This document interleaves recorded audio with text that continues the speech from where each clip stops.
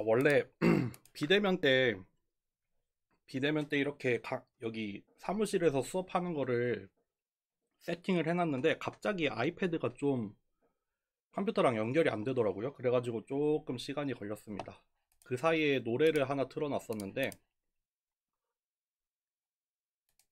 요즘 갓띵곡이죠. 갓띵곡, 갓띵작. 유나가 부르고 역주행을 했다는 그 노래를 좀 틀어드렸는데 제가 맞는지 모르겠는데 뭐 수다를 조금 떨게요. 수다를 좀 떨자면 그때 축제 때 유나가 왔었잖아요. 축제 때 유나가 와가지고 그때 이제 막 슬슬 시끌시끌하기 시작하길래 저는 그때 이제 퇴근을 했어요. 사무실에 있다가 이제 시작하나 보다 해가지고 퇴근을 하는데 이제 차를 몰고 내려가는데 그때 유나가 공연을 하고 있었던 것 같아요.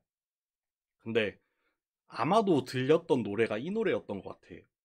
그래서 뭐야 이 노래 뭔지 모르겠다. 근데 이 노래 되게 좋네 해가지고 그 음악 검색하는 앱 있잖아요. 그 이렇게 소리 들려주면은 어떤 노래인지 알려주는 거 그거를 켜가지고 어떤 노래인지 검색을 했더니 이 노래였던 것 같아 제 기억에. 그래가지고 그때 제 그 핸드폰에다가 노래를 추가를 했었는데 그러고 한동안 안 듣고 있었던 것 같아요. 안 듣고 있었는데 최근에 뭐 이제 보니까 이 노래가 역주행을 한다더라 해서 들어보니까 이 노래인 것 같더라고요. 그래서 네, 요즘에 되게 이 노래 빠져가지고 저는 이제 뭐 하여튼 노래를 되게 노래 듣는 거 되게 좋아하는데 어떤 노래에 꽂히면은 이제 한 곡 반복을 하기 시작해요. 한 곡 반복을 합니다. 그 뭐 여러분들도 그러시겠지만 진짜 뭐 좀 드물긴 한데 한 곡 반복을 하기 시작하면은 이제 이 노래 완전 뽕을 뽑겠다. 그래서 뭐 최근에는 뭐가 있었냐면은 뭐 저번에 들려드렸던 그 뭐냐 갑자기 기억이 안 나네. 뉴진스 노래 어텐션이 최근에 좀 완전 한 곡 반복으로 뽕을 뽑았던 노래고 그리고 뭐 마마무 노래도 한번 이번 노래도 좀 한 곡 반복을 하다가 이제 그 다음에 이번에 사건의 지평선 이 노래 진짜 좋은 것 같아요. 진짜 좋더라고. 그래서 이 노래를 열심히 듣고 있습니다. 나중에 이 사건의 지평선 관련해서 또 여러 가지 수다를 좀 더 떨어볼게요. 시간이 된다면. 하여튼 그럼 오늘 시작할게요. 출석은 어차피 웹엑스면 자동으로 되니까 그걸로 출석 체크할 거고 그 중간고사는 채점을 시작을 해서 지금 한 3분의 1 정도 한 것 같아요. 3분의 1? 어쨌든 뭐 이번 주 내로 채점을 다 하려고 지금 노력을 하고 있습니다. 네. 그러면은 시작을 해볼게요. 오늘 하게 되는 거는 디멘셔널 리덕션이에요. 디멘셔널 리덕션. 우리나라 말로는 차원 축소라고 하죠. 차원 축소라고 해서 얘도 언슈퍼바이즈드입니다. 뭐 러닝이라고 할 게 있나? 언슈퍼바이즈드 메소드예요. 우리가 대표적으로 봤던 게 클러스터링이 있었죠. 그리고 이제 두 번째로 보게 되는 그 디멘셔널 리덕션. 이런 것들이 언슈퍼바이즈드 러닝이 될 텐데 그 중에서도 뭐 디멘셔널 리덕션 하는 여러 가지 알고리즘이 있어요. 여러 가지 알고리즘이 있는데 그 중에 제일 좀 기본적이고 대표적인 애가 이 프린시플 컴포넌트 어널리시스 줄여서 PCA라고 많이들 줄여서 얘기를 하죠. 한국말로는 주 성분 분석 뭐 이렇게들 얘기를 하는 것 같아요. 네. 그래서 결국 뭐냐면은 디멘셔널 리덕션이라고 하면은 우리가 인풋의 입력의 차원이 뭐 오늘 보게 되는 그 파이썬에서 보게 될 지난번에 했던 송글씨 데이터셋 같은 경우에는 784차원이에요. 디멘션이 제법 큽니다. 뭐 이거는 이미지이기 때문에 더 크긴 하지만 하여튼 우리가 입력의 디멘션이라는 게 존재를 하고 디멘션이라는 게 커지다 보면은 아무래도 여러 가지 계산에 있어서 어려운 점들이 많이 생겨나죠. 되게 보통 기하급수적으로 생겨나기 시작하죠. 입력의 차원이 늘어난다는 거. 간단하게 뭐 K민즈 클러스터링만 생각해봐도 거리를 계산을 해야 될 텐데, 거리를 2차원, 3차원에서 계산하는 거랑 막 이제 막 수십 차원, 수백 차원에서 계산을 하다 보면은 그게 이제 조금씩 좀 비효율적인 부분이 생길 수가 있는데, 그러면은 그런 입력의 차원, 이 데이터의 차원을 어떻게 하면 효율적으로 축소를 할 수 있을까? 어떻게 보면 압축이죠, 압축. 원래는 뭐 예를 들어서 100차원짜리였으면은 원래 100개의 값을 가지고 표현을 하던 인풋인데, 샘플인데, 그 100개를 전부 쓰는 게 아니라 효율적으로 10개, 20개, 30개 이렇게 전부 다 쓰는 게 아니라 압축을 해서 원래 가지고 있던 이 데이터의 정보를 어떻게 하면 효율적으로 잘 줄여가지고 그 원래 데이터가 가지고 있던 그런 어떤 값들이나 이런 걸 잘 살려서, 그러면서도 차원은 효율적으로 축소를 시켜서 우리가 어떻게 하면 효율적으로 어, 네, 어떻게 하면 더 효율을 높일 수 있을까? 뭐 그런 얘기가 되겠습니다. 그래서 그런 차원을 줄이는 방법, 그런 방법을 우리가 디멘셔널 리덕션이라고 하고, 이제 디멘셔널 리덕션 안에 여러 가지 방법들이 있는데 그 중에 하나가 PCA다. 뭐 예전에는 뭐 NMMF라는 것도 했었고, 뭐 다른 것도 뭐 있는지 모르겠다. 디멘셔널 리덕션 그렇게 많이 써보진 않아서. 하여튼 여러 가지 있습니다. 그 중에서 제일 대표적으로 PCA이고, 사전 강의로 우리가 SVD를 봤죠. SVD. SVD를 통해서 결국에는 여러분들이 어디까지 도착을 했으리라 믿냐면은, 어떤 행렬이 있을 때, 어떤 행렬이 주어졌을 때 얘가 이제 주어진 벡터를 다른 벡터로 변환을 하는데, 그것들의 어떤 기하학적인 해석을 가능하게 해주잖아요.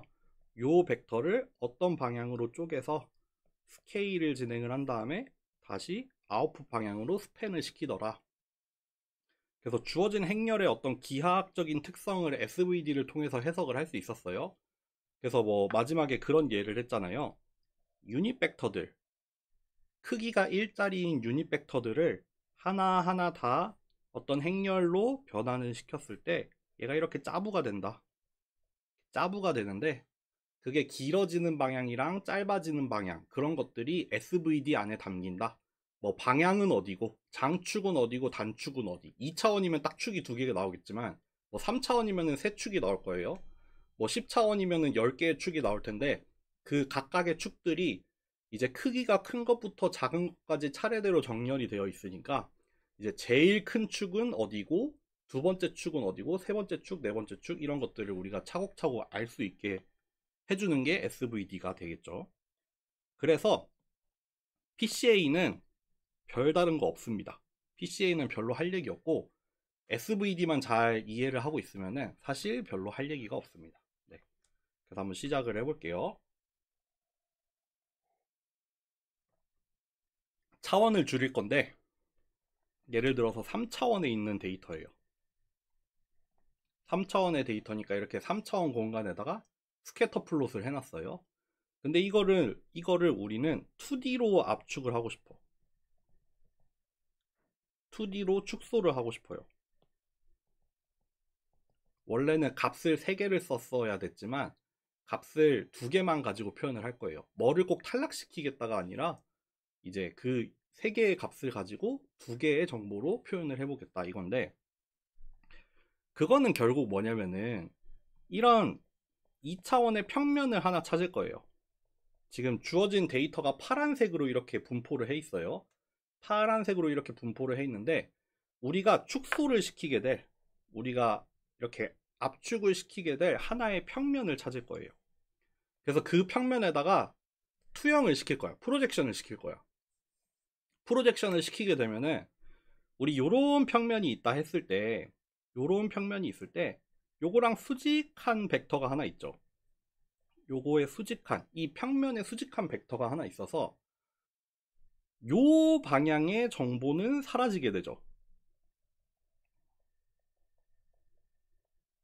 이 평면의 수직한 방향으로의 정보는 사라져요. 왜 그러겠어요? 만약에 여기 위에 요 수직한 방향으로 데이터가 차곡차곡 쌓여 있다 해요. 근데 거기 요 방향으로 쌓여 있는 데이터들은 똑같이 평면에다가 프로젝션 시키면 어차피 다 같은 값이 되잖아요. 그러니까 요 평면의 수직한 방향으로의 정보는 없애겠다. 그게 아니고 이 평면 위에서 분포해 있는 값은 살리겠다. 살리는 정보가 되는 거죠. 그래서 뭐 3D를 2D로 할 건데, 그래서 이거 왜 이러냐 카메라가. 3D를 2D로 할 건데 이거 그냥 내릴게요. 오늘 좀 왔다 갔다 하네. 3D를 2D로 줄일 건데, 그러면 우리는 결국에는 어떤 평면을 잘 찾아야겠죠. 어떤 평면을 잘 찾아야 하냐면은, 우리가 이제 평면을 결정하기 나름이에요. 평면을 결정하기 나름인데, 지금 같은 평면을 한번 생각해 봅시다. 요 평면을 봤을 때 지금 데이터가 보면은 약간 원처럼 분포를 해 있어요. 살짝 비스듬한 평면에 원처럼 이렇게 분포를 해 있기 때문에 지금 그려져 있는 이런 회색 평면 같은 경우에는 잃어버리는 정보가 별로 없어요. 잃어버리는 정보가 별로 없는 평면이에요. 왜냐하면은 요렇게 평면을 선택을 했을 때 요거랑 수직한 방향으로는 데이터가 별로 분포하지 않잖아요. 데이터가 별로 다르지 않아. 그 말인 즉슨 여러 개의 샘플들이 있는데 그 샘플들이 요 방향으로는 거의 비슷한 값을 가지고 있다 이거죠. 만약에 여기 있는 데이터들을 요 방향으로 이너 프로덕트를 취해 보면은 별로 안 다를 거예요. 그러니까 데이터가 여러 개 있긴 한데 걔네들이 그냥 다 비슷비슷한 값이야. 요 방향으로는 다 비슷한 값이야. 그러니까 그 방향으로는 별 정보가 없는 거죠. 별 의미가 없는 값들이 차 있는 거지. 그냥 일정한 값들만 들어가 있으니까. 그게 아니라 여기 이 평면 위에서를 생각을 해보면은 이 데이터들은 주로 이 평면 위에서 분포를 해 있어요. 막 샘플들마다 여러 가지 다른 값들이 들어있는데 그 다른 값이 요 평면 위에 산재해 있죠. 그러니까 그런 정보들이 살아나갈 수가 있게 되는 거죠. 그게 아니라 지금 그려져 있는 이 평면이 아니라, 좋은 거 하나 배웠지. 지금 그려져 있는 이런 평면이 아니라 예를 들어서 이런 평면이라고 해봐요. 요런 평면이야. 여기야 여기. 요렇게 자를 거야. 그러면은 그렇게 잘라가지고 만약에 데이터들을 프로젝션을 시켜보면은 아마도 이렇게 모여 있을 거예요. 막 이렇게 모여 있을 거야. 그쵸? 요 방향으로는 데이터가 잘 분포를 해 있을 텐데 이 방향으로는 데이터가 별로 분포해 있지 않겠죠. 여러 가지 샘플이 있지만 그 값들이 별로 다르지 않아. 그러니까 별 의미 없어요. 의미 없는 축이 되죠. 그게 아니라 이 빨간색 평면이랑 수직했던 이 방향, 그 방향으로는 사실 원래 데이터가 제법 분포를 해 있었잖아 이렇게. 근데 그 정보가 다 날아가 버렸어. 요축 방향으로의 정보가 날아가 버리면서 이게 여기로 짜부가 됐잖아. 이렇게 팍 짜부가 됐어. 그러니까 그축 방향으로의 정보는 날아갔어요. 원래 실제로 여기 방향으로 데이터가 조금 분포를 해 있었는데 그 방향의 정보는 잃어버렸어. 그러니까 요 빨간색 평면은 그리 좋은 평면이 아니겠죠. 3D를 2D로 압축하는 데 있어서 그리 좋은 평면이 아닐 거다. 그러니까 결국 여기서 하려는 말은 뭐냐면은 차원을 축소를 하려면은 데이터의 정보 내지는 분포를 유지하는 방향으로 가야 된다 이거죠. 데이터 각각의 개별적인 특성들이 잘 반영이 되어 있는 그런 차원을 선택을 해야죠. 그런 축들을 선택을 해서 그 축으로 데이터를 줄여야지 막 데이터가 많이 분포해 있는 축으로 확 압축을 해버리면은 그 방향으로의 정보는 다 날려버리게 되는 거죠. 네. 그러니까 요겁니다, 요거. 데이터의 정보나 분포를 유지하는 방향으로 줄여야 된다. 그래서 이 데이터의 정보나 분포가 많은 축 있잖아요. 예를 들면 이 데이터 같은 경우에는 요 축이나 요 축 방향으로 데이터가 많이 분포해 있잖아요. 그거를 우리가 주 성분이라고 부르는 거예요. 데이터들이 주로 분포해 있는 그 축, 그거를 우리가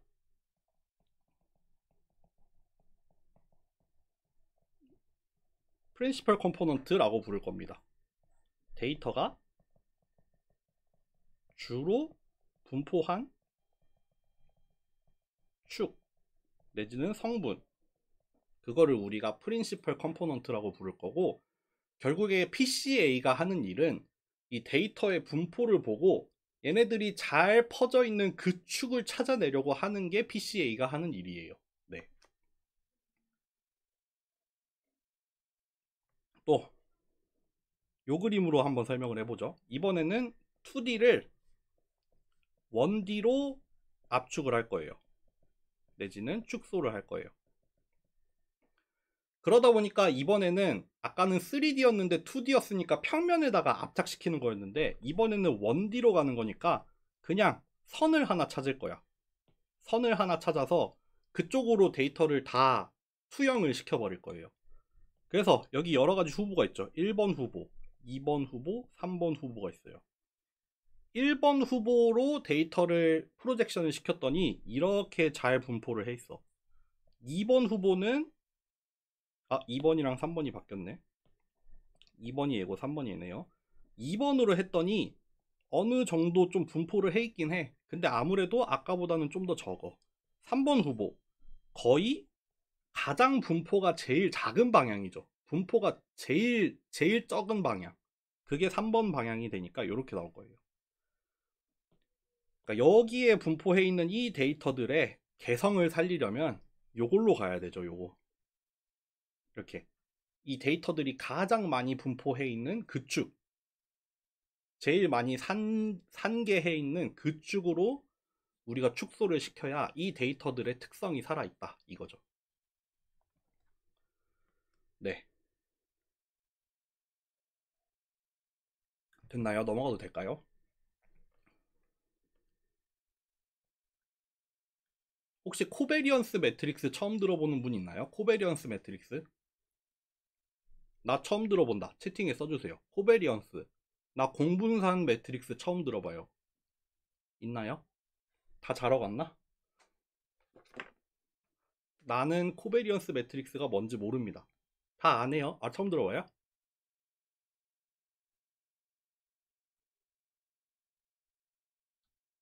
그래요? 그러면은 그것만 설명하고 바로 넘어갈게요. 한 가지 예를 들어볼게요. 일단 코베리언스가 뭔지 설명을 하고 코베리언스 매트릭스를 설명을 할 거예요. 네. 이건 분산이에요, 분산. 분산은 분산인데 약간 뭐라 해야 되지? 뭐 협동할 때 이런 코자가 들어가잖아요. 뭐 코퍼레이션 이런 거 할 때 서로 간에 뭔가, 서로 간에 상호 간에 뭔가 있을 때 우리가 이런 걸 붙이잖아요. 그래서 한국말로는 공분산이라고 하는 것 같아요. 이제 서로에 대한 분산을 측정을 한다는 의미로, 뭐냐면은 우리가 데이터가 있다 쳐요. 뭐 할까? 이렇게 데이터가 5개가 주어져 있다고 합시다. X라는 데이터가 5개가 주어져 있을 때 우리는 먼저 X의 평균을 구할 수 있죠. 이거 산술 평균 구하면은 이렇게 구할 수 있죠. 얘를 뭐 뮤 X라고 지칭을 하기도 하죠. 그리고 분산을 구할 수 있잖아요. 분산도 기대값은 기대값인데 얘랑 평균이랑, 그러니까 평균으로부터 얼마나 떨어져 있냐, 그러니까 이 값들이 얼마나 분포해 있냐, 얼마나 퍼져 있냐에 대한 거를 측정을 하고 싶다 보니까 일단 중심은 평균이죠. 평균을 중심으로 해서 각각의 값들이 평균으로부터 얼마나 떨어져 있냐를 먼저 계산한 다음에, 근데 이게 부호가 있다 보니까 부호를 없애서 항상 양수로 만들어주고 그거에 대한 기대값을 취하는 거죠. 그래서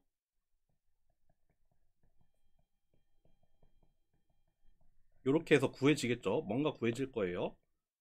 뭔가 구해질 거고, 이거를 보통 뭐 시그마, 분산은 시그마의 제곱으로 쓰죠. 표준 편차를 보통 시그마로 쓰니까. 그래서 이렇게 표현을 하는 게 분산이잖아요. 분산. 데이터가 얼마나 분포해 있냐. 요건 아시죠? 그러면 코베리언스를 한번 얘기해 볼게요.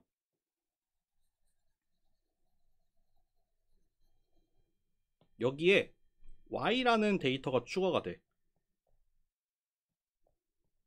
이렇게 y라는 데이터가 추가가 됐어요. 그래서 분산을 구할 건데 이번에는 이렇게 쓸게요. x에 대한 분산 또는 y에 대한 분산이 아니라 이번에는 x랑 y에 대해서 서로 간의 분산을 계산을 할 거예요.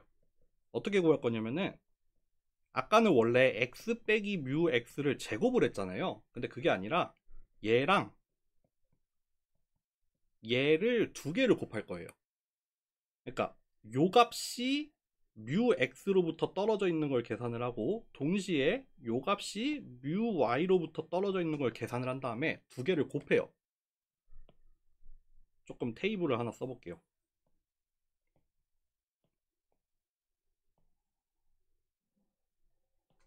이거를 가지고 여기 x 빼기 뮤 x를 구하면은 요거는 마이너스 2, 마이너스 1, 0, 1, 2죠. 뮤 x가 0이니까 동일하겠죠. y 빼기 뮤 y를 구해볼게요. 그럼 평균이 2니까 이렇게 나오겠죠. 계산을 해보면은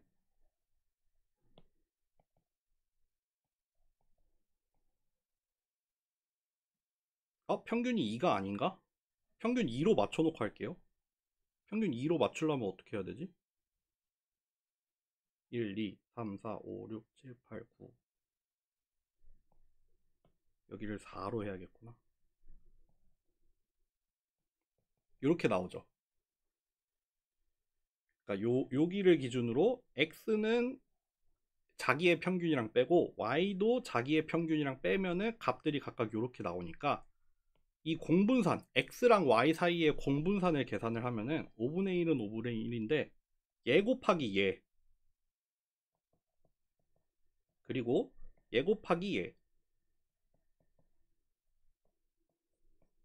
또 0 곱하기 2 또 1 곱하기 0 또 2 곱하기 마이너스 1 이렇게 구할 거예요.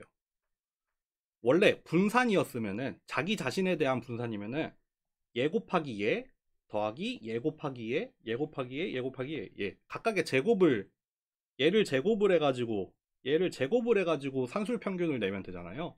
또 y에 대해서 분산을 구하라고 하면은 얘를 제곱을 하면 돼요. 근데 공분산은 뭐냐면은 요거랑 요거랑 두 개를 곱해가지고 산술 평균을 내자 이거예요. 분산은 분산이야. 분산이죠. 생긴 모양은 분산이야. 근데 자기 자신에 대해서만 분산을 구하는 게 아니라 나하고 쟤하고 두 개를 엮어가지고 분산을 구하는 거예요. 그래서 얘를 공분산이라고 부릅니다. 코베리언스. 네. 그러니까 약간 코릴레이션이랑 코베리언스랑 좀 느낌이 좀 비슷하긴 한데, 막 서로 간에 연관이 크면 클수록 뭐 연관이라고 설명하면 좀 그렇긴 한데. 하여튼 두 개의 분포가 그러니까 서로가 뭐라고 해야 돼? 그러니까 요거랑 요거가 같이 커야 코베리언스가 커지는 거죠. 둘 중에 하나만 커가지고는 큰 값이 나올 수가 없는 거죠. 그러니까 그런 의미로 우리가 코베리언스라는 거를 측정을 해요. 애매하다. 약간 애매하다. 그래서 코베리언스 매트릭스는 뭐냐면은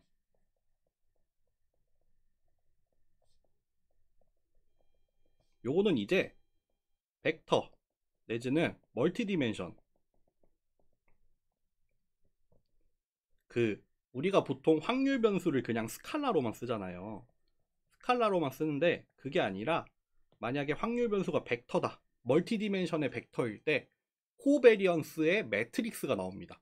예를 들어서 이게 뭐 x1, x2, x3, x4라고 이렇게 4개의 값이 들어있는 어떤 확률 변수라고 쳐요. 그러면 코베리언스 매트릭스는 4 x 4가 나와요. 여기가 지금 4개가 있으니까 그리고 그런 샘플들이 여러 개가 있을 거 아니에요. 그러니까 지금 첫 번째, 두 번째, 세 번째, 네 번째 입력에 대해서 각각에 대한 코베리언스를 구해서 하나의 매트릭스로 만드는 거예요. 그러니까 이렇게 생겨요. 이렇게 x1이랑 x1, 또 x1이랑 x2, x1이랑 x3, x1이랑 x4. 그러니까 각각의 코베리언스, 여기 앞에서 구했던 이 코베리언스 있잖아요. 요거를 가지고 행렬을 하나 만드는 거예요. 또 이제 두 번째 거랑 첫 번째 거, 두 번째 거랑 두 번째 거, 이거는 그냥 베리언스죠. 두 번째 거랑 세 번째 거, 두 번째 거랑 네 번째 거, 이렇게 해가지고 코베리언스, 그러니까 요거 네 개를 가지고 있을 때 그 코베리언스는 두 개씩 조합을 해가면서 구할 수 있잖아요. 그러니까 그 각각 두 개씩 조합을 한 거를 이렇게 4x4짜리 행렬로 만들면은 코베리언스가 됩니다. 코베리언스. 이거는 베리언스의 멀티 디멘션 버전이라고 생각을 하시면 돼요. 원래 베리언스라는 건 스칼라에서만 정의가 되지만 코베리언스는 벡터가 주어졌을 때 구하면 코베리언스다. 네, 그렇게 생각을 좀 하시면 편할 것 같아요.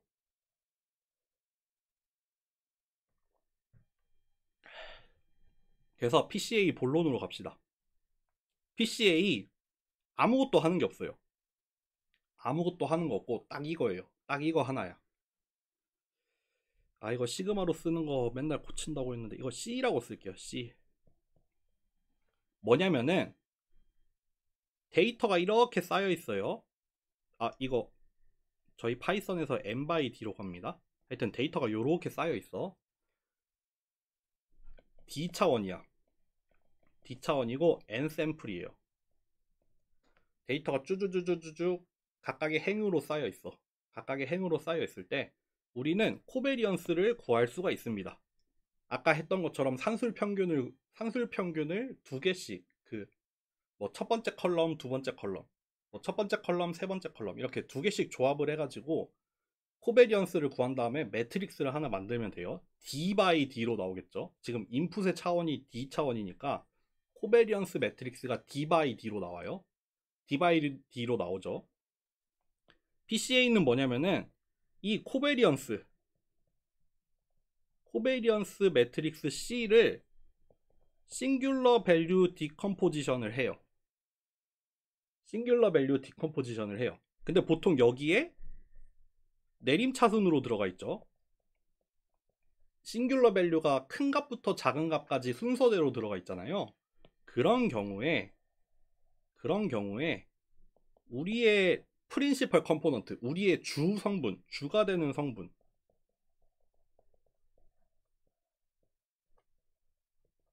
이렇게 막 들어가 있잖아요.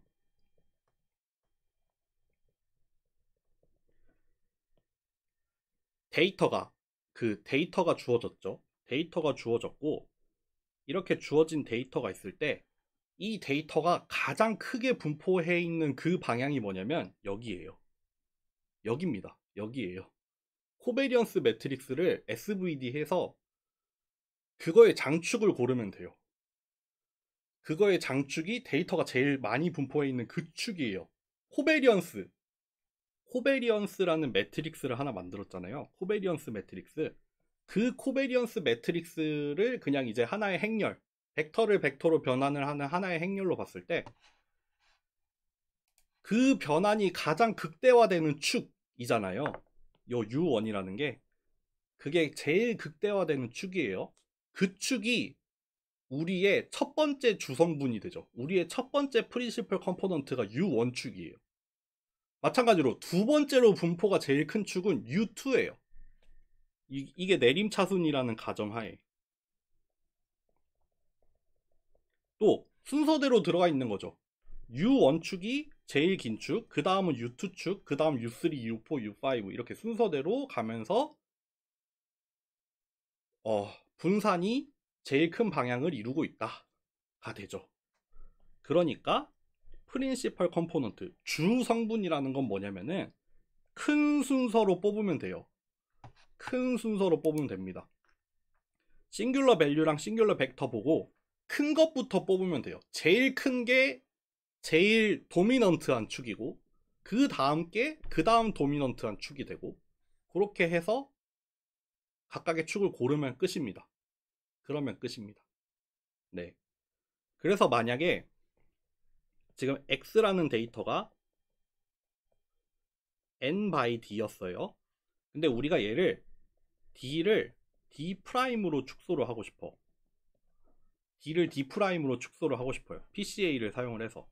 그러면 코베리언스를 구해요.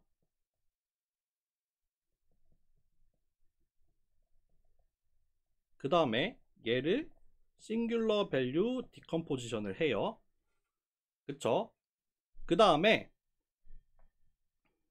이 u를 가지고 뭐라고 해볼까? u 프라임을 하나 만들게요. 뭐냐면은 u1, u2부터 ud 프라임까지, 우리가 원하는 차원까지, 우리가 축소시키고 싶은 차원까지, 예를 들어서 2차원으로 축소시키고 싶어. 그러면 u1, u2만. 3차원으로 축소시키고 싶어. u1, u2, u3. 4차원, u4까지. 그래서 우리가 원하는 차원까지. 원래 u라는 행렬은 u1부터 사실은 뭐 랭크까지 들어있겠지만, 되게 뭐 여러 개가 들어있었겠지만, 여기 앞에서부터 시작해서 우리가 축소하고 싶은 차원까지를 선택을 하는 거예요. 그러면 요거는 d by d 프라임 매트릭스가 되겠죠. d by d 프라임의 행렬이 하나 나올 거예요. 그래서 우리가 얘를 가지고 축소를 시킨 데이터를 z라고 해볼게요. 얘는 이 x에다가 u 프라임을 곱하면 돼요. 이거 n by d고 d by d 프라임이어서 그거의 결과는 n by d 프라임으로 나오거든요. 그러니까 이 z 안에 들어있는 각각의 행은 차원은 d 프라임이 될 건데, 결국 뭐예요? 첫 번째 행에는 첫 번째 샘플을 축소시킨 거, 두 번째 행에는 두 번째 샘플을 축소시킨 거, 그게 이제 차곡차곡 다 들어가 있는 거죠. 그래서 요 데이터 원래 인풋이 이렇게 주어진다. 그때 차원을 축소시킨 아웃풋은 이런 과정을 거치면 된다. x를 가지고 코베리언스 구하고 그거를 싱귤러 밸류 디컴포지션 한 다음에 u 행렬에서 앞에 있는 컬럼 벡터를 뽑아 가지고 x에다가 곱하면 차원이 축소가 된다 해요. 여기까지 이해 좀 되실까요? 여기까지인데 오늘 좀 일단 이론은 여기까지입니다.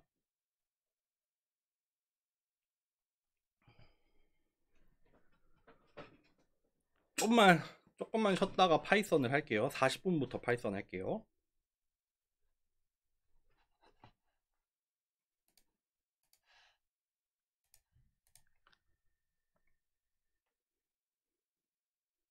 수다를 좀 떨자면은 조금만 떨게요. 우리 우주를 소재로 한, 음소거 돼 있다. 수다를 조금 떨게요. 수다를 조금만 떨겠습니다. 우주를 소재로 한 띵작들이 있잖아요. 띵작. 우주를 소재로 한 띵작이 몇 가지 있는데 제가 되게 좋아하는 게 영화 그래비티랑 인터스텔라가 있어요. 요게 이제 우주 영화 중에 갓띵작이죠. 그리고 저는 그 사이에 사건의 지평선을, 이번 유나 노래를 여기다가 둘 거예요. 이게 무슨 말이냐면은 이거 준비 안 했는데 한번 잘 얘기해 볼게요. 그래비티랑 인터스텔라라는 아주 걸출한 두 개의 우주 영화가 있는데, 저는 이 두 개의 영화가 조금 맥락이 다르다고 생각을 해요. 맥락이 약간 달라서 둘 다 우주를 배경으로 하고 있는데, 인터스텔라는 그 우주 중에서도 특히 그 뭐 상대성 이론이나 블랙홀 관련해 가지고 그 이제 시간에 대한 얘기를 많이 하잖아요. 시간에 대한 얘기. 그거를 제 생각에는 우주라는 어떤 개념을 어떤 장치나 도구로 사용을 한 것 같아요. 그러니까 결국에는 과학이긴 하지만 그 뭐 블랙홀이나 시간 차이에 대한 그거를 이야기를 끌고 가는 핵심적인 장치나 어떤 도구로 사용을 하잖아요. 그쵸? 그게 이제 인터스텔라가 되게 재밌었던 지점 중에 하나인데, 그래비티는 우주를 어떤 환경, 우주라는 특별한 환경을 놓고 얘기를 하는 것 같아요. 그래서 그래비티는 그래비티는 어 거기에서 겪게 되는 어떤 문제나 내지는 시련이 있었잖아요. 주인공한테 어떤 시련이 생겨요. 그 결국에는 그 우주 쓰레기 때문에 그 궤도에 있는 모든 그 인공위성들이 다 파괴가 되는, 그래서 결국에는 우주 정거장도 파괴가 되고, 그래서 지구로 돌아갈 방법이 없어지지만 결국에는 돌아가는 얘기잖아요. 그래요. 그래서 이 우주라는 환경이 어떤 문제나 시련으로 작용을 해요. 근데 인터스텔라는 아니 그래비티는 그 과정에서 이거를 극복을 해요. 극복을 해내요. 극복을 해내는데 여기에 되게 중요한 게 어떤 은유가 들어가 있는 것 같아요. 비유가 들어가 있어요. 비유. 그래서 우주라는 환경에서 겪게 되는 이 문제, 그리고 그걸 극복해내는 그 과정, 그거를 우리의 인생에다가도 비유를 하잖아요. 그 사실 주인공이 뭐 아이를 잃고 해가지고, 그래서 뭐 인생을 포기할까도 하다가 결국에는 뭐 어떻게 해서 우주까지 왔는데, 결국에는 나는 이 우주에서 인생을 포기할까도 생각을 했지만 나는 다시 지구로 돌아갈 거다 라는 그 우주라는 문제를 해결하는 그 과정이 사실 본인의 인생에 대한 극복의 그 의지를 나타내기도 하잖아요. 그래서 그게 되게 약간 비유가 들어가 있다고 생각을 해요, 저는. 그런 영화인데, 인터스텔라는 우주가 비록 무대이긴 하지만 우주를 그냥 하나의, 그냥 이야기를 이끌어가는 하나의 장치나 도구로 사용을 했을 뿐이죠. 그래서 뭐 결국에는 블랙홀에 들어가서 뭐 정보를 전달을 해서 딸한테 그거를 해가지고 뭐 이제 한다. 그러다 보니까 감동이 생기긴 해. 감동이 생기긴 하지만 이 감동은 그냥 드라마에 의한 거죠, 드라마. 뭐 결국에는 그 이제 뭐 아빠는 시간이 얼마 지나지 않았지만 딸은 어느새 모든 인생을 다 살고 이제 할머니가 되어 있고, 이제 자기가 이룬 그 가족들에 둘러싸여 있는 그 모습. 그래서 그렇게 둘이 조우를 다시 하잖아요. 젊은 아빠랑 다 늙은 딸이 다시 만나게 되는 그 장면. 그 장면이 되게 감동적이긴 한데, 그냥 드라마, 그냥 이 이야기로 인해서 생기는 어떤 감동이라고 생각을 해요. 그래서 저는 이 그래비티에서 얻어지는 이 감동은, 이거는 우리가 대입을 할 수 있는 것 같아. 이입을 할 수 있어. 우리가 실제로 우리 인생에서 느낄 수 있을 만한 그런 이야기를 저기서 해주잖아요. 그래서 그래비티에서 오는 감동은 되게 마치 내 이야기처럼 들리기도 하는 그런 부분들이 있긴 한데, 인터스텔라에서 오는 감동은 그냥 사이언스 픽션에서 오는 감동인 것 같아요. 그러다 보니까 저는 이 진짜 두 개의 명작이죠. 진짜 명작인데, 명작은 명작인데 좀 갈래가 다른 것 같아요. 그래서 뭐 지난 다른 수업에서는 간단하게 이렇게 표현을 했어요. 그래비티는 사실 문과 영화다. 이거는 되게 뭔가 인문학적인 그런 얘기를 하는 것 같아서 문과 영화 같고, 인터스텔라는 이과 영화 같다. 그 상대성 이론이라는 걸 주제로 해서 되게 재밌는 얘기를 하나 풀어내잖아요. 근데 되게 하여튼 감동이 오지만 좀 장르가 다르다. 저는 사실 요거를 조금 더 좋아합니다. 둘 다 진짜 좋아하는 영화인데 저는 그래비티를 좀 더 좋아해서, 인터스텔라는 재밌긴 한데 그냥 되게 흥미로운 얘기고, 그래비티는 영화로서 되게 좀 뭔가 인간에 대한 얘기로서 되게 좀 와닿는 게 많더라고요. 그래서 요 두 개가 좀 갈린다. 이 두 개가 좀 갈리는데 이 사건의 지평선이 그 사이를 차지하고 있는 것 같다. 이 얘기를 하려고 했던 거예요. 그러니까 사건의 지평선이라는 것도 결국 우주에 대한 소재, 그 블랙홀 주변에서 정의가 되는 그 사건의 지평선이라는 개념이 있잖아요. 그거를 이제 뭐 비유를 해서 잘 표현을 했죠. 뭐 모르겠어요. 사랑에 대한 얘기로 표현을 한 것 같긴 한데, 딱 그래비티나 인터스텔라로 이렇게 좀 쪼개지는 그 사이에 딱 들어가 있는 그런 얘기인 것 같아서 되게 재밌더라고요. 그래서 뭐 유튜브 댓글 보니까 수상할 정도로 천문학에 진심인 가수 뭐 이런 얘기 하던데 되게 재밌었고, 저도 나름 한 우주 덕후로서 되게 재밌게 들었던 노래입니다. 재밌게 듣고 있는 노래예요. 네. 이렇게 수다를 끝내겠습니다. 생각보다 길어졌네. 오늘 파이썬 뭐 할 거냐면요. 파이썬 뭐 할 거냐면, 첫 번째 이거 보여드릴 거예요. 일단 2D 랜덤으로 샘플을 생성을 해서 2D 랜덤 샘플을 가지고 SVD 해서 PCA 하는 거 보여드릴 거예요. 이 그림을 그대로 보여드릴 겁니다. 그래서 그 U 행렬에서 컬럼 벡터 하나씩 뽑았을 때 실제로 요축 요축 또는 요축 요축이 딱 이렇게 나온다. 그거 보여드릴 거고, 두 번째는 지난번에 했던 엠리스트 데이터, 얘가 784차원이었죠. 요거를 PCA를 써서 축소를 시킬 거예요. 그럼 축소를 해서 얻어지는 새로운 차원의 그 데이터들이 있을 거 아니에요.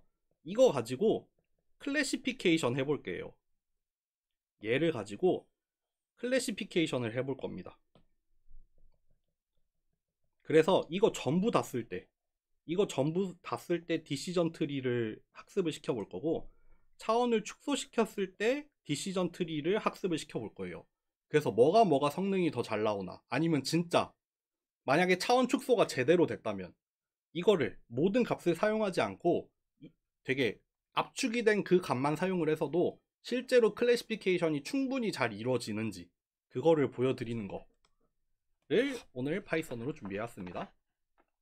넘어갈게요. 이게 아니구나. 뭐야? 여기 있다. 해보겠습니다. 잠깐만요. 이거 좀 치우고 키보드를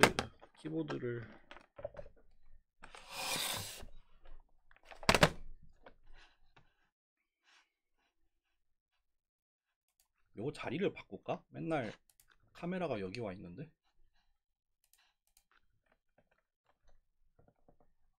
이렇게 놓고 해야겠다. 요거 그냥 가져올게요. 이게 뭐냐면은 그 가우시안 분포를 따르는 랜덤 샘플을 총 라지 n개 생성을 할 거예요. 1000개 생성을 하겠죠. 근데 차원은 일단 2차원이에요. 그리고 2x2 매트릭스를 하나 랜덤으로 만들어서 얘를 짜부시킬 거예요. 얘를 짜부시킵니다. 여기 찌부시키죠. 그래서 그 찌부시킨 거를 플롯을 해볼게요. 이렇게 생겼어요. 1000개가 가우시안 분포를 따르는 1000개의 샘플이 생기겠지만, 걔를 2x2 매트릭스로 이렇게 짜부를 시켜놔서 이렇게 실행할 때마다 그때그때 달라질 겁니다. 이렇게 달라지는 요거를 하나 만들어 놨어요. 요 샘플을 가지고 우리가 SVD를 써서 PCA를 한번 직접 해볼게요. 코베리언스를 먼저 구하겠습니다. 코베리언스 C를 구할 건데, 넘파이에 있는 코베리언스 함수를 그냥 쓸게요. 뭐 산술 평균을 직접 내도 상관없는데, 요 주어진 데이터 X가 지금 N by D 매트릭스였거든요. 그래서 요거를 넣었는데, 이거를 우리가 각각의 샘플을 행으로 쌓을 수도 있지만, 이렇게 로우로 쌓을 수도 있지만 컬럼으로 쌓을 수도 있잖아요. 그래서 이 코베리언스라는 함수는 기본적으로 샘플이 컬럼으로 들어있다고 생각을 해요. 그래서 이거를 프린트를 해보면은 1000x1000이 나와요. 그러니까 1000x1000. 그러니까 디멘션을 1000이라고 보고 샘플의 개수를 그냥 2개라고 본 거죠. 그러니까 우리가 의도하는 게 아니라서 그게 아니다.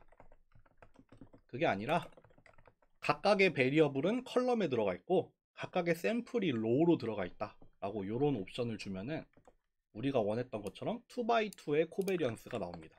코베리언스 프린트 하면은 이렇게 생겼어요. 요거는 이제 X축 방향, 가로축 방향의 베리언스죠. 요거는 세로축 방향의 베리언스일 거고, 여기 오프 다이어고널에 들어가 있는 게 이제 X랑 Y 사이에 코베리언스가 들어가 있는 거죠. 그럼 우리는 이 코베리언스 매트릭스를 보고 그 주성분을 추출을 해내는 거죠. 네. 그래서 넘파이에 있는 리니어 알제브라의 SVD를 쓸게요. SVD라는 함수가 있어서 그거의 리턴으로 이렇게 3개를 줍니다. 이거 한번 실행해 볼게요. 그리고 프린트를 각각 해볼게요. 이렇게 하면은 U 행렬이 2x2로 나오죠. S가 왜 이렇게 나왔을까? 다이어고널로 들어갈 텐데. 아, 요 두 값이 그냥 2x2로 나왔나 보다. 요거 나중에 이거 다시 뒤에서 다시 설명할 거예요. 어쨌든 싱귤러 밸류가 이렇게 들어가 있고, 그리고 V가 이렇게 들어가 있는데, 이 V가 어 잠깐만, 제가 잘못 봤죠? 여기가 U구나. 여기가 U죠. 그치? 맞아. 여기가 U예요. 여기가 U 행렬이고, 여기가 싱귤러 밸류를 그냥 벡터로 줘요. 행렬이 아니라 벡터로 줍니다. 그 다이어고널에 들어가 있는 값들을 순서대로 벡터로 준 거고, 요게 이제 V 행렬이에요. V. 근데 V가 트랜스포즈가 되어 있는 형태로 나와요. 트랜스포즈가 되어 있는 형태로 나옵니다. 그래서 우리가 원하는 걸로 바꾸려면 이 꼴이 되겠죠. 얘를 다시 다이아고널 매트릭스로 만들 거예요. 이렇게 합시다. 차라리 S라는 애를 하나 만들고 V의 트랜스포즈 요 꼴로 만들 거예요. 그러니까 이 SVD라는 함수에서 리턴을 하는 얘를 우리가 배울 때 약속을 했던 이 노테이션으로 바꾸려면은 일단 S를 다시 이 벡터를 다이어고널 매트릭스로 바꿔줘야 되고, 이 V는 한번 트랜스포즈를 해줘야 됩니다. 그래서 한번 구해볼게요. 실제로 U랑 S랑 V랑 한 거랑 C랑 실제로 두 개가 똑같은지 한번 봅시다. 이렇게 됩니다. 요건 안 해도 되겠구나. 그래서 U 시그마 V 트랜스포즈 한 게 요거고, U 시그마 V 트랜스포즈 한 게 이거고, 원래 코베리언스 행렬이 요거예요. 그러니까 두 개가 똑같게 나왔죠. 이렇게 하면 싱귤러 밸류 디컴포지션을 한 거예요. 이렇게 했는데, 여기서 우리가 U1이라는 벡터, 얘의 첫 번째 컬럼 벡터, U2라는 벡터, 얘의 두 번째 컬럼 벡터, 그리고 싱귤러 밸류를 각각 저장을 해 놓을게요. 그렇게 한 다음에 여기다가 플롯을 같이 해보겠습니다. 여기까지 할게요.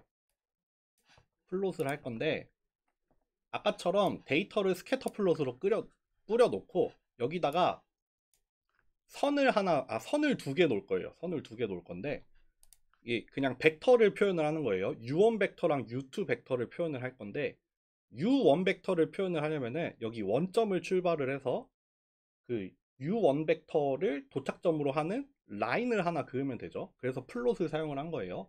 여기 0,0에서 출발을 해서 U1으로 도착을 하는데, 여기 스케일까지 넣을 거예요. 싱귤러 밸류만큼 곱해가지고 그릴 거예요. 마찬가지로 0,0에서 출발을 해서 U2에 도착을 하는데 S2로 스케일을 해가지고 그릴 거예요. 요거 해보죠. 이렇게 나옵니다. 요게 U1축이겠죠. 요게 U1축이고 요게 U2축인데, U1의 싱귤러 밸류가 훨씬 크잖아요. 그러니까 거기는 원래는 유닛 벡터겠지만 싱귤러 밸류만큼 곱해서 이렇게 그린 거고, 여기도 여기에 싱귤러 밸류를 곱해가지고 그린 거예요. 여기 스케일링을 안 하면은, 싱귤러 밸류를 안 곱해주면은 그냥 이렇게 유닛 벡터로만 나올 거예요. 유닛 벡터. 근데 그게 아니라 실제로 그 장축이나 단축에 해당이 되는지 보려고 스케일링까지 해서 이렇게 그린 겁니다. 그러면은 그 코베리언스 매트릭스를 구하고 그거를 싱귤러 밸류 디컴포지션을 한 다음에 여기 안에 들어있는 컬럼 벡터를 차례대로 뽑아오면 될 거다가 되겠죠. 넘어갈게요. 그래서 우리 이거 저번에 했던 거예요. 뭐냐면은 그 엠리스트 데이터셋을 불러올 건데, 엠리스트 데이터셋을 불러와서 뭐 6만 바이 784, 만 바이 784로 일단 리쉐입을 해 놓을 거예요. 각각을 벡터로 만든다고 했었죠. 그리고 그거를 그냥 디시전 트리 하나 잡아가지고 그거를 학습을 시켜볼 거예요. 그러니까 784차원을 전부 다 쓰는 경우에요. 전부 다 썼을 때 에큐러시가 한 얼마나 나오나 봅시다. 에큐러시 그때도 나왔지만 한 67%. 요 정도 나왔어요. 근데 아까 했던 거랑 똑같이 해볼게요. C를 구할 건데 코베리언스 매트릭스를 학습 데이터 가지고 구하면 돼요. 근데 샘플이 로우로 쌓여 있으니까 이런 옵션을 줄 거고, 얘 쉐입을 한번 확인을 해보죠. 784 바이 784죠. 그러면은 U 시그마 V로 SVD를 할 겁니다. 아까랑 똑같죠 사실. 근데 S는 다시 뭐 이거는 해도 되고 안 해도 되고, V도 다시 이렇게 만들어 줘야 된다.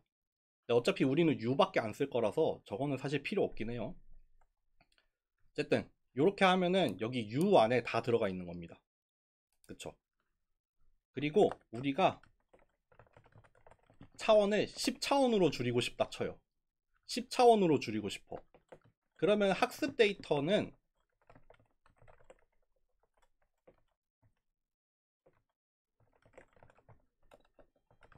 요렇게 가져오면 되죠. 여러분들 요게 뭐예요? 일단 컬럼 벡터를 다 선택을 할 건데, 제일 처음부터 시작을 해서 우리가 줄이고 싶은 차원까지 앞에서부터 컬럼 벡터를 순서대로 선택을 해와줘. 그러니까 얘 같은 경우에는 D 바이 요런 매트릭스가 되겠죠. 로우의 개수는 디멘션만큼 있을 거고, 컬럼의 개수는 우리가 줄이고 싶은 만큼만 줄일 거예요. 그러니까 요렇게 가져올 거니까 요거를 여기다가 그냥 행렬 곱을 하면 돼요. 그러니까 지금 X 트레인이 M 바이 D 행렬이고, 방금 복사를 해놓은 얘가 D 바이 D, 그러니까 D 바이 D 프라임이죠. 요 차원이죠. 그러니까 자연스럽게 행렬 곱이 일어날 수 있겠죠. 그러니까 그 결과로 나오는 얘는 N 바이 D 프라임이 되겠죠. 이렇게 나오겠죠. 그거를 하는 겁니다. 마찬가지로 테스트 데이터 셋도 똑같은 행렬로 이렇게 이너 프로덕트를 취해주면 된다. 그래서 한번 프린트 해보죠.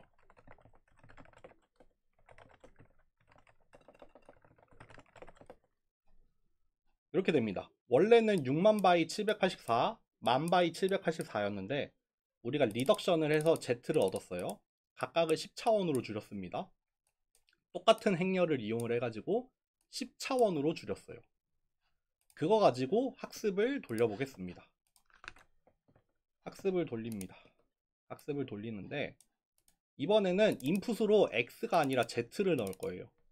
차원이 축소된 입력을 넣을 거고, 그래서 프리딕션도 Z 가지고 합니다.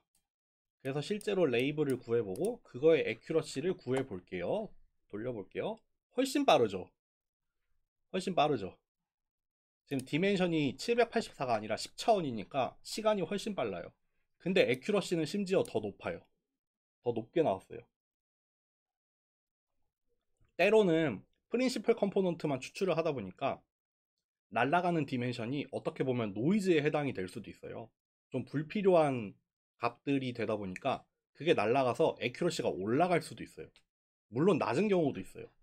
디멘션을 진짜 극단적으로 줄여볼까요? 이거는 아무래도 한계가 있죠. 원래는 784개나 되는 값인데 그거를 단 2개만 가지고 표현을 한 거예요. 그럼에도 44%는 나온대. 지금 10개 클래스를 구분을 하고 있는데 그거를 심지어는 이렇게 해봅시다. 2차원, 5차원, 10차원, 20차원, 50차원, 100차원 이렇게 차례대로 줄여볼게요.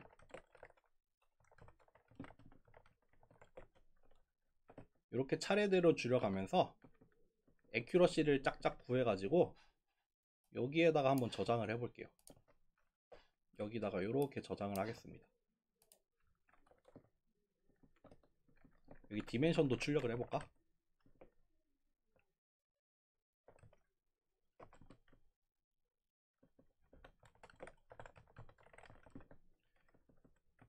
이렇게 실행을 하고 마지막에 플롯까지 해볼게요.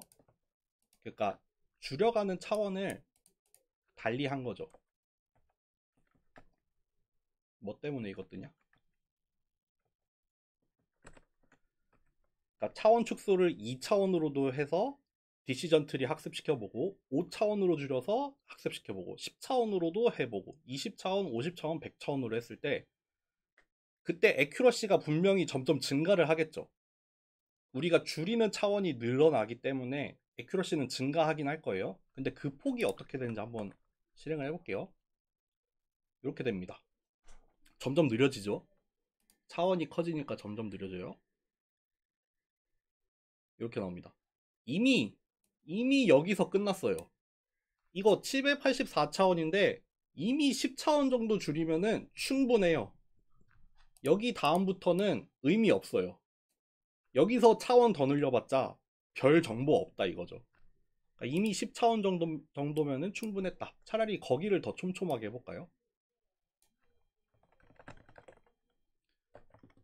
뭐 15까지 해볼까?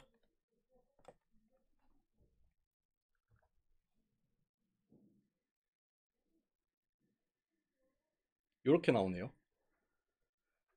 차원을 축소를 시키지만 2차원부터 시작해서 한 차원씩 늘려봤어요.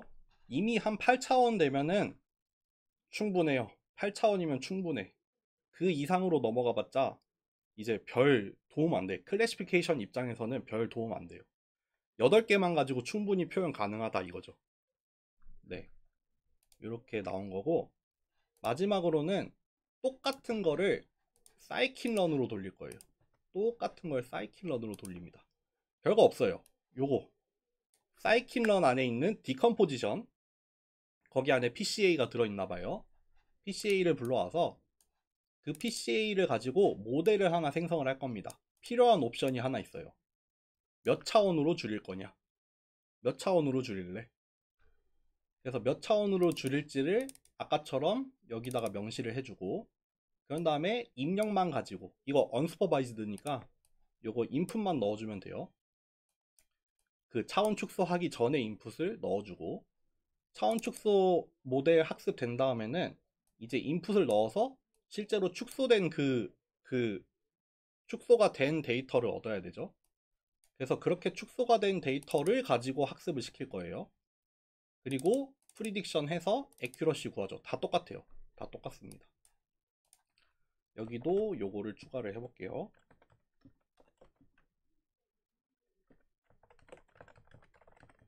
근데 이거는 다만 이제 그 포문 돌 때마다 PCA를 새로 돌려야 되니까 뭐 시간이 조금 더 걸릴 거예요.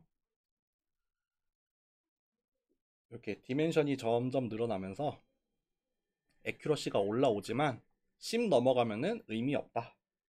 그래프 똑같이 생겼죠. 우리 앞에서 우리가 실제로 PCA 구한 거랑 사이킨런에 있는 PCA 가지고 구한 거나 결과 똑같죠. 아까처럼 해봅시다. 진짜 완전 똑같은 조건으로 해봅시다. 이렇게 돌려볼게요.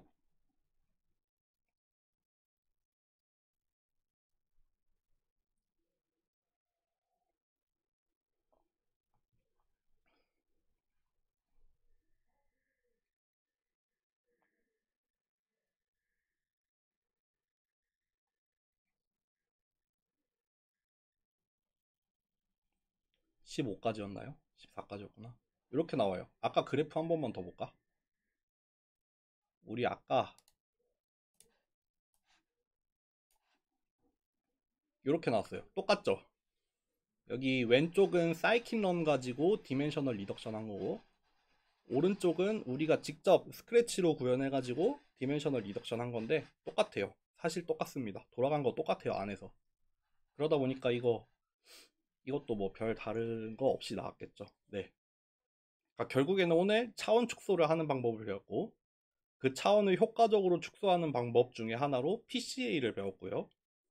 PCA는 결국 별거 없다. 코베리언스를 구하고 그 행렬에다가 SVD 적용을 해라.